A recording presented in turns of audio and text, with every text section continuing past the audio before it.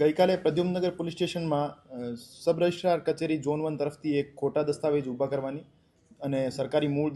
દસ્તાવેજો સાથે ચેડા કરવા બાબતની એક ફરિયાદ મળી હતી, જેમાં હકીકત એવી હતી કે હર્ષ સોની નામના એક કમ્પ્યુટર ઓપરેટરે કિશન ચાવડા નામના વકીલ અને જયદીપ ઝાલા જે કે કમ્પ્યુટર ઓપરેટર્સના સુપરવાઇઝર હતા, એમના સાથે મળીને સબ રજિસ્ટ્રાર કચેરીમાં ઉપલબ્ધ જે જૂના મિલકત સંબંધી દસ્તાવેજ હતા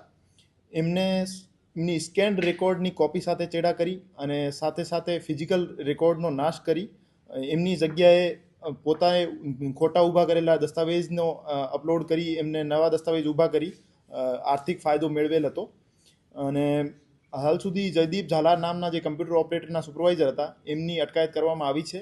અને હર્ષ સોની અને કિશન ચાવડાને ધરપકડ કરવા માટે પોલીસે તજવીજ કરી છે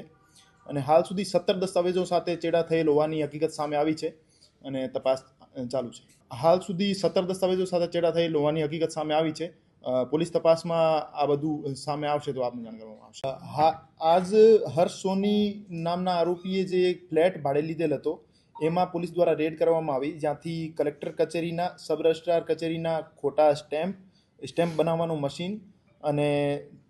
ટ્રેકિંગ પેપર, સિલ્વર પેપર અને ઘણી બધી એવી સામગ્રીઓ જેનાથી ખોટા દસ્તાવેજ, ખોટા પેપર્સ બનાવી શકાય એવી બરામદ કરવામાં આવી છે અને આ બાબતે તપાસ ચાલુ છે. વધુ કોઈની સંડોવણીમાં હોય 3 લોકો ઉપરાંત એવું કંઈ? હાલ સુધીની તપાસમાં એવું કોઈ નામ સામે આવ્યું નહીં, પર આમાં સંભાવનાઓ ખરી કે બીજા કોઈ માણસો સામેલ હોય તો આ બાબતે આપને જાણ કરવામાં આવશે.